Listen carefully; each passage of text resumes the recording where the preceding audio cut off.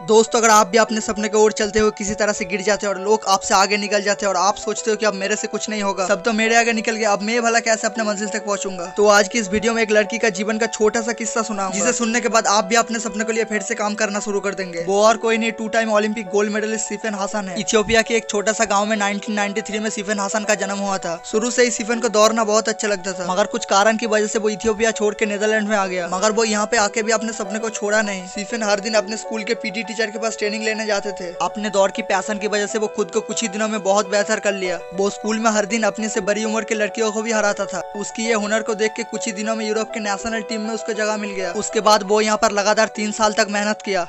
फिर 2014 साल में इंदौर यूरोपियन लीग में वो सबसे पहले हिस्सा लिया और सिफेन यहाँ पर एक कांसे का पदक भी जीता। इसके बाद यहाँ से एक चैंपियन की कहानी शुरू हुई। इसके बाद सिफेन ने लगातार 4 साल तक मेहनत किया और फिर से यूरोपियन लीग में हिस्सा लिया, मगर इस बार सिफेन कांसे का नहीं, सोने का पदक हासिल किया। इसके बाद सिफेन ने 2019 में दोहा की वर्ल्ड चैंपियनशिप में 10,000 मीटर की वर्ल्ड रिकॉर्ड को तोड़ते हुए ओलंपिक के लिए सिलेक्ट हो गया। अब तक सिफेन हसन के साथ साथ नीदरलैंड को भी यकीन हो गया था इस बार तो ओलंपिक से एक मेडल आ ही जाएगा। फिर शुरू हुआ टोक्यो ओलंपिक में 1500 मीटर का हिट। शुरू तो अच्छा किया था, मगर कुछ देर जाने के बाद सिफेन हसन गिर गया। यहाँ पर सबका उम्मीद टूट चुकी थी। सभी को लगा था सिफेन अब उठ के कभी नहीं दौड़ेगा, मगर सभी को गलत साबित करते हुए सिफेन ने उठ के फिर से दौड़ लगाया। मगर इसके बाद भी सिफेन सबसे पीछे रह गया था। मगर इसके बाद जो हुआ उसको देख के सबकी होश ही उड़ गई।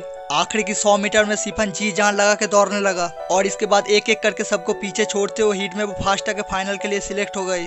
ऐसे गिरने के बावजूद भी खड़ा होने का हौसला सिर्फ कुछ ही लोगों के पास ही होता है। और इसके एक दिन बाद फाइनल शुरू हुआ और फिर क्या, फाइनल में सबकी उम्मीदों को जिंदा रखते हुए वो गोल्ड मेडल ले आया। फाइनल में सिफेन के खुद के ऊपर विश्वास होने के कारण उसके सामने कोई टिक नहीं पाया। दोस्तों, सिफेन के जीवन से हम लोगों को बहुत सीख मिलेगा। पहला तो कुछ हार के बाद रुक जाना जिंदगी नहीं है। आपके मंजिल के आगे बहुत रुकावट आएंगे, मगर आपको मंजिल तक पहुंचने में इन रुकावट को पार करना होगा। दूसरा, गिर जाने के बाद भी जिंदगी में इतना मेहनत करो कि सबसे पहले अपने मंजिल तक पहुंचो।